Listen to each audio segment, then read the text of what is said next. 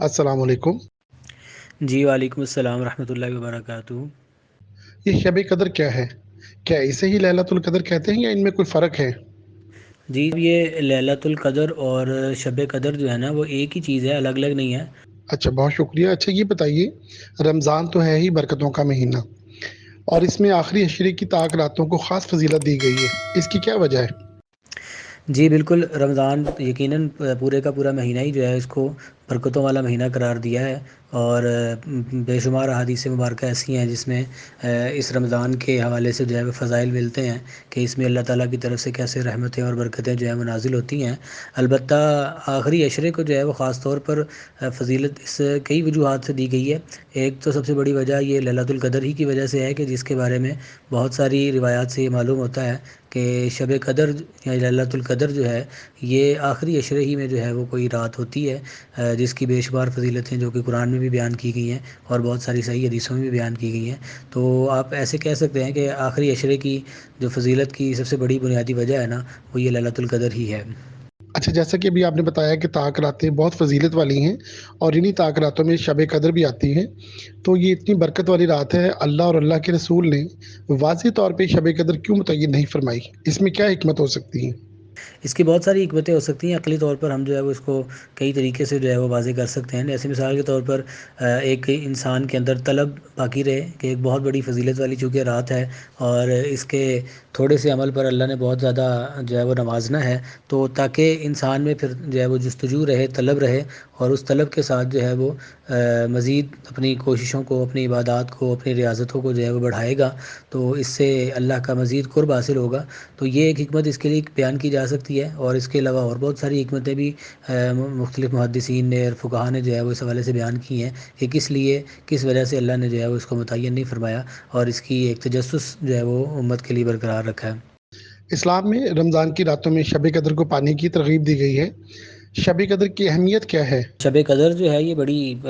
یقیناً بڑی اہمیت کی حامل جو ہے وہ رات ہے، اور وجہ اس کی یہ ہے کہ اس کی جو فضیلت اتنی زیادہ بیان کی گئی ہے کہ اس کو ہزار مہینوں سے زیادہ افضل قرآن میں اللہ تعالیٰ نے اس کو بیان کر دیا ہے، تو یقیناً اس سے ایک مسلمان کے لیے یہ بڑی اہم رات ہو سکتی ہے۔ اور دوسرا یہ بھی کہ بعض ایسی روایات ہیں جن سے یہ معلوم ہوتا ہے کہ پچھلے امتوں کے کچھ افراد کے متعلق جناب رسول کریم صلی اللہ علیہ وسلم نے ان کے احوال جب صحابہ کو ذکر کیے، ان میں سے کچھ ایسے لوگوں کے احوال بتائے کہ جو عبادت اور ریاضت اور اللہ کی اطاعت کے اندر جو ہے وہ زندگیاں گزارتے رہے ہیں، اور پہلی امتوں کی چونکہ عمریں اس آخری امت سے بہت زیادہ ہوا کرتی تھی، بعض جو ہے وہ ہزار ہزار سال بھی جو ہے وہ زندہ رہے، جیسا کہ حضرت نوح علیہ السلام کے بارے میں بھی آتا ہے کہ 950 سال کا عرصہ تو وہ ہے جو انہوں نے تبلیغ فرمائی ہے، اس کے علاوہ ان کی زندگی کا وقت الگ ہے، تو کئی ہزار سال کی زندگی بھی ہوا کرتی تھی۔ تو مسلمان جو ہیں انہیں اس بات کا ایک دل میں ایک افسوس ہوتا تھا کہ ہماری عمریں کم ہیں، تو ہم عبادات میں اور اللہ کے قرب میں جو ہے وہ پچھلی امتوں کی بنسبت کا شاید دور رہ رہے ہیں، اور ہم ان مقامات کو نہیں پہنچ سکیں گے جو اتنا عرصہ عبادت کر کے وہ لوگ پہنچ گئے ہیں۔ تو اس کے جو ہے وہ ایک تناظر میں یا اس کے بدلے کے طور پر اللہ کی ذات نے انسان کو، امت مسلمہ کو جو ہے وہ ان کے اوپر فضل فرماتے ہوئے ان کے تھوڑے اعمال میں اجر کو بڑھایا، جس کی ایک صورت جو ہے یہ شب قدر بھی ہے۔ صحیح، بہت شکریہ آپ کا۔ اچھا یہ بتائیے کہ یہ جو رمضان کی طاق راتیں ہیں، ان میں شب قدر کو تلاش کرنے کا طریقہ کیا ہے؟ بندہ کیا طریقہ اختیار کرے کہ اسے شب قدر حاصل ہو جائے؟ ہاں جی، دیکھیں اس میں نا یہ کہ رمضان کی طاق راتوں میں جو ہے وہ کسی بھی طاق رات کو جو ہے وہ یہ ہو سکتی ہے کہ اس کو تلاش کرنے کا طریقہ کیا ہے، تو دیکھیں اس کو تلاش کرنے کا مقصد جو ہے وہ ليلۃ القدر کا ہرگز یہ نہیں ہے کہ آپ کو اس کے کوئی نہ کوئی آثار یا کوئی اس کے جو ہے وہ کوئی تغیر نظر آئے گا، کوئی بدلاؤ نظر آئے گا، کوئی خاص قسم کی آپ کو اس میں نورانیت نظر آئے گی، ایسا ہونا کوئی ضروری نہیں ہے۔ تو اس کی تلاش بس صرف یہ ہے کہ انسان اپنے اعمال کرے جو کہ بتائے گئے ہیں کہ اس میں آپ نفلی عبادات کا اہتمام کریں، اس میں آپ نمازوں کا اہتمام کریں، اس میں آپ دعاؤں کا اہتمام کریں، تو اس کے لیے پھر اعتکاف جو کیا جاتا ہے وہ بھی اسی مقصد کے لیے ہوتا ہے کہ اس رات کی جو ہے وہ فضیلت حاصل ہو سکے۔ تو اس کی تلاش سے مراد یہ ہے کہ ہر طاق رات میں عبادات کا اہتمام کیا جائے تاکہ ان میں سے جس رات کو بھی جو ہے وہ شب قدر ہو تو اس رات کی فضیلتیں جو ہے وہ ہمیں حاصل ہو جائیں۔ تو لہذا اگر کوئی شخص جو ہے وہ آخری عشرے کی تمام طاق راتوں میں اپنی عبادات کا اہتمام کرتا ہے تو اس کو یقینی طور پر جو ہے وہ شب قدر حاصل ہو جاتی ہے۔ کیا قرآن مجید میں شب قدر کی برکتیں بیان ہوئی ہیں؟ دیکھیں نا قرآن کریم کے اندر تو جیسے میں نے آپ کو بتایا کہ وہ سورۃ القدر اگر آپ اٹھا کر دیکھتے ہیں اس کے اندر تو اللہ تعالیٰ نے اس کی فضیلتوں اور برکتوں کے حوالے سے بیان کیا ہے. ایک تو فضیلت برکت اس کی یہ بیان کی ہے کہ اللہ تعالیٰ نے قرآن جیسی کتاب جو کہ قیامت تک کے انسانوں کے لیے رشد و ہدایت کا سرچشمہ ہے، اس کتاب کو اللہ نے اس شب قدر کے اندر نازل فرمایا. اور پھر اس رات کے کی فضیلت کو بیان کرتے ہوئے یہ فرمایا کہ یہ لیلۃ القدر خیر من الف شہر، کہ یہ 1000 مہینوں سے بھی زیادہ افضل جو ہے وہ رات ہے. یعنی کوئی شخص اگر 1000 مہینے تک عبادات کرتا ہے تو جو اجر اور ثواب جو برکتیں اس کو حاصل ہوتی ہیں وہ اللہ اس ایک رات کے عبادات کے اوپر جو ہے وہ عطا فرماتا ہے. تو اس سے یہ سمجھ میں آ جاتی ہے کہ ایک جو رات ہے یہ بڑی بابرکت اور بڑی جو ہے فضیلت والی رات ہے. اچھا، جیسا بھی آپ نے بتایا کہ لیلۃ القدر بہت فضیلت کی رات ہے اور اس رات اللہ تعالیٰ کی رحمت اور برکت بہت بڑھ جاتی ہے، تو اس رات ہم اپنی جائز جو حاجات ہیں، اپنی ضروریات ہیں، ان کے لیے ایسا کیا طریقہ اختیار کریں کہ ہم اللہ کے حضور ان کو اس طریقے سے رکھیں کہ وہ اس رات ہماری دعا قبول ہو جائے؟ اچھا، لیلۃ القدر میں دعاؤں کے حوالے سے جو ہے نا وہ کوئی خاص ایسا طریقہ تو نہیں کہ اب آپ کیا کریں تو دعا قبول ہو. تو دعا کی اگر آپ جو ہے وہ فنامنا کو سمجھیں، اس کی جو فلسفی ہے اس کو سمجھیں، تو دعا کو تو شریعت نے جو ہے وہ ایک عبادت کی صورت قرار دیا ہے کہ آپ دعا کرتے ہیں تو وہ بھی آپ کی ایک عبادت ہی شمار ہو رہی ہے. اور دعا اتنی زیادہ اہم چیز ہے عبادات کے ساتھ ساتھ کہ آپ علیہ الصلوۃ والسلام کی ایک حدیث مبارکہ فرمایا کہ دعا مخ العبادات، دعا جو ہے یہ تو عبادات کا مغز ہے، تو ساری عبادات کا حاصل جو ہے وہ دعا ہے. تو دعا اور ایک اور چیز جو دعا کے حوالے سے اہم ضروری سمجھنی ہے، جس سے آپ کے سوال کا جواب بھی آ جائے گا، کہ دعا جو ہے یہ اللہ کے نبی صلی اللہ علیہ وسلم نے فرمایا کہ یہ اللہ کے یہاں لازمی قبول ہوتی ہے. البتہ اس کی قبولیت کی صورتیں جو ہے نا وہ تبدیل ہو جاتی ہیں. اس کی 3 صورتیں جو ہیں وہ روایات کے اندر بیان کی گئی ہیں. پہلی صورت تو یہ ہے کہ آپ نے جو اللہ سے دعا مانگی من وان، جیسے آپ نے جو چیز مانگی ہے اللہ نے وہی آپ کو عطا کر دی، تو گویا آپ کی دعا قبول ہو گئی. اور دوسری ایک صورت جو ہے وہ دعاؤں کی قبولیت کی یہ بتائی گئی ہے کہ انسان اپنی عقل کے مطابق کوئی چیز اللہ سے مانگ رہا ہوتا ہے اور اللہ کے ہاں جو ہے وہ ان کے علم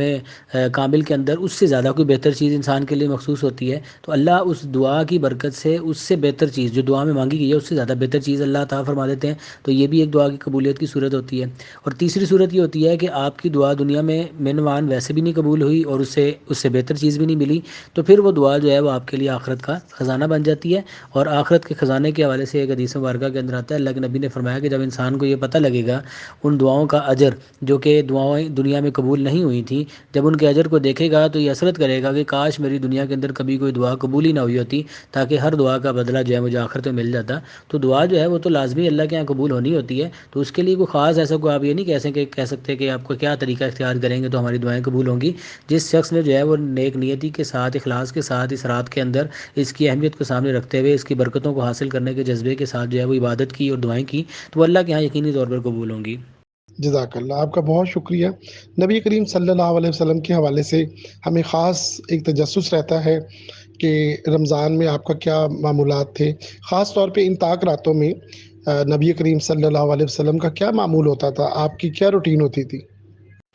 رسول کریم صلی اللہ علیہ وسلم جی طاق راتوں کا بہت زیادہ اہتمام فرمایا کرتے تھے. اور ویسے تو آپ کا رمضان المبارک کے اندر پورے رمضان کے مہینے ہی میں جو ہے وہ عبادات کا جو ہے وہ مقدار بڑھا دی جاتی تھی، اپنی جو ہے وہ کوششوں کو بڑھا دیا کرتے تھے. اور ایک روایت حضرت عائشہ صدیقہ رضی اللہ تعالیٰ عنہ سے مروی ہے، آپ فرماتی ہے کہ رسول اللہ جو ہے وہ خاص اہتمام کیا کرتے ہیں رمضان کے مہینے میں، اور اپنے بستر کو ایک روایت میں یہاں تک بھی آتا ہے فرماتے ہیں کہ میرے بستر کو جو ہے وہ لپیٹ دو، اب آرام کا وقت نہیں ہے، اللہ کو راضی کرنے کا وقت ہے. تو ایسی بہت ساری احادیث ہیں جن سے یہ پتہ لگتا ہے کہ آپ علیہ السلام جو ہے وہ پورا رمضان اہتمام فرماتے ہیں. لیکن اس میں سے بھی سب سے زیادہ خاص جو ہے وہ جو آخری عشرہ ہے، اس عشرے کے اندر جو ہے وہ آپ کی عبادات اس عشرے میں بھی جو ہے وہ طاق رات ہے خاص طور پر. اور وجہ اس کی صرف یہی تھی کہ آخری عشرے میں ایک تو رسول کریم صلی اللہ علیہ وسلم کی سنت مبارکہ ہے کہ آپ اعتکاف فرمایا کرتے تھے 10 روزہ، وہ اس پر عمل کرنا جو ہے یہ ایک سنت بھی ہے. اور اس اعتکاف کا مقصد بھی لیلۃ القدر کے فضیلتوں کو حاصل کرنا، اس کی برکتوں کو حاصل کرنا ہی ہوا کرتا تھا. تو رسول کریم صلی اللہ علیہ وسلم تو اپنی آخری رات کے جو آخری 10 ایام ہیں، اور اس میں خاص طور پہ جو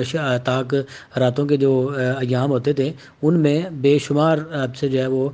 کثرت جو ہے وہ ایسے عبادات کے حوالے سے جو ہے ملتی ہے. آپ علیہ السلام کی تو حیات مبارکہ ویسے ہی جو ہے وہ عبادات آپ کی عام معمول کے اندر بھی بہت زیادہ کثرت ملتی ہے، ان میں بھی پھر اس راتوں میں آپ علیہ السلام مزید جو ہے نا اس اہتمام کو بڑھا دیا کرتے ہیں. اچھا، یہ بتائیے کہ شب قدر کے دوران کس طرح کی عبادت کی جانی چاہیے؟ اس میں ہمارے پیارے نبی حضرت محمد صلی اللہ علیہ وسلم اور آپ کے صحابہ کرام کا کیا طریقہ تھا؟ اچھا جی، شب قدر کے اندر جو ہے نا وہ عبادت کرنے کا کوئی خاص طریقہ جو ہے نا مخصوص نہیں ہے کہ یہ خاص عبادت ہے جو آپ نے کرنی ہے. البتہ رسول کریم صلی اللہ علیہ وسلم کی زندگی سے اور صحابہ کرام رضوان اللہ علیہ مجمعین نے جو عمل کیا ہے وہ جو احادیث کے اندر ملتا ہے وہ یہی ہے کہ نفلی عبادات جو ہے نا ان کا اہتمام کیا جاتا تھا، جس میں نفلی نمازیں ہیں، اور اس نمازوں کے اندر جو ہے وہ نمازوں کو ذرا عام معمول سے تھوڑا سا طویل کر دینا، اس میں تلاوت کی مقدار کو بڑھا دینا، رکوع اور سجود کو ذرا طویل کر دینا، اور اسی طریقے سے رکوع اور سجود کے اندر جو ہے وہ دعائیں کثرت سے مانگنا، اور اس کے علاوہ ذکر اذکار ہیں، مختلف تسبیحات ہیں وہ پڑھی جا سکتی ہیں. اسی طریقے سے جو ہے وہ تلاوت قرآن مجید ہے وہ کی جا سکتی ہے، اور اسی طرح سے دعائیں بکثرت مانگی جا سکتی ہیں. اچھا، میں نے آپ سے یہ بھی ایک سوال پوچھنا تھا کہ ہمارے ہاں مسجدوں میں شب قدر خصوصاً 27ویں رات کو خصوصی محفل کا انتظام کیا جاتا ہے، اس کے لیے چندہ اکٹھا کیا جاتا ہے. آپ کے خیال میں کیا یہ طریقہ ٹھیک ہے؟ نہیں دیکھیں، مساجد کے اندر جو ہے نا وہ ہمارے ہاں ایک ٹرینڈ ایک آپ کہہ سکتے ہیں کہ چل پڑا ہے کہ خاص طور پر جو ہے وہ ایک رات 27ویں کا اہتمام کر لینا اور چندے وغیرہ اکٹھے کرنا، تو بظاہر جو ہے وہ ایک ایسا کام کہ جو کہ فرض اور واجب بھی نہیں ہے، اور پھر اس کے لیے آپ چندہ وغیرہ اکٹھا کرتے ہیں تو بظاہر کچھ بہتر نہیں ہے. ہاں، مخیر حضرات اپنے طور پر اپنی خوشی سے جو ہے وہ کچھ اگر اس میں کوئی شیرینی وغیرہ یا کوئی اہتمام کرنا چاہیں تو اس میں کوئی حرج بھی نہیں ہے.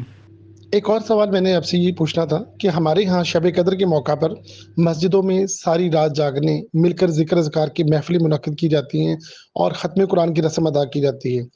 اور اس میں میرے ذہن میں جو سوال ہے آپ سے جو میں پوچھنا چاہتا ہوں وہ یہ ہے کہ ایک طرف رات کی عبادت کو خاص طور پہ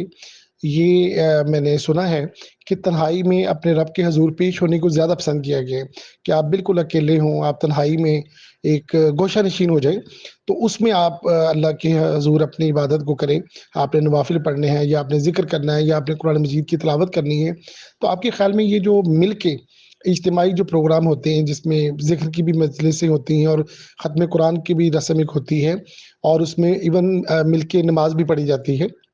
تو آپ کے خیال میں کیا ہمیں ان سے دور رہنا چاہیے؟ یہ جو نیا ٹرینڈ بن گیا ہوا ہے، آپ کے خیال میں کیا یہ بدعت ہے یا آپ یہ سمجھتے ہیں کہ ان میں بھی خیر و برکت ہے؟ تو ایک کامنر کے لیے آپ کیا سمجھتے ہیں کہ کیا وہ طریقہ اختیار کریں؟ اس ذکر اذکار کرنا، عبادات کرنا، یہ دونوں طرح سے جو ہے وہ ثابت ہے. اجتماعی اعمال، اجتماعی ذکر و اذکار جو ہے یہ بھی سلف صالحین سے، پہلے بزرگوں سے جو ہے وہ ثابت چلے آ رہے ہیں، اور عید افرادی عبادات جو ہیں وہ تو بے شک ثابت شدہ ہی ہیں. البتہ آپ اجتماعی عبادات کو بدعت نہیں کہہ سکتے ہیں. بدعت میں اصل میں بہت ساری شرائط ہوتی ہیں، تو میرے خیال میں بدعت جو ہے وہ یہ چیز ہوتی ہے کہ اگر آپ اس کو لازم قرار دے دیتے ہیں اور دین کا ایسا حصہ سمجھتے ہیں کہ اگر نہ کریں گے تو گناہگار ہوں گے. تو اب اگر انفرادی طور پہ کوئی ایسا شخص سمجھتا ہے کہ شب قدر کی رات کو، 27ویں کی رات کو محفل کرنا ہی ضروری ہے، اور کوئی شخص اگر محفل میں شریک ہو کر جو ہے وہ اجتماعی ذکر اذکار نہیں کر رہا تو وہ گناہ گار ہے، تو پھر وہ انفرادی طور پر وہ عمل بدعت ہو سکتا ہے. لیکن اجتماعی طور پر عام طور پر لوگوں کی یقیناً یہ نظریہ نہیں ہوتا، وہ خیر و برکت کے اصول کے لیے کرتے ہیں. بعض لوگوں کو دیکھیں اپنی اپنی کیفیت ہوتی ہے، بعض لوگ جو ہے وہ انفرادی عبادات میں زیادہ جو ہے وہ منہمک ہو کر اچھے طریقے سے کر پاتے ہیں. بعض لوگوں کا مزاج یہ ہوتا ہے کہ اجتماعی طور پر عبادت ہوگی تو دوسروں کی دیکھا دیکھی جو ہے میں بھی عبادت کر لوں گا. تو ہر ایک کا اپنا اپنا مزاج ہوتا ہے، تو اجتماعی عمل جو ہے وہ بھی خیر و برکت سے خالی نہیں ہے. البتہ انفرادی عمل جو ہے وہ الگ اہمیت کا حامل ہے. تو جس کے لیے جو مناسب ہے وہ کرے، لیکن غلو جو ہے وہ دونوں طرح سے اگر آپ کر رہے ہیں عبادات کے اندر اجتماعی طور پر تو وہ درست نہیں ہے. البتہ بدعت میرا نہیں خیال کہ اس کو کہا جا سکتا ہے. صحیح صحیح.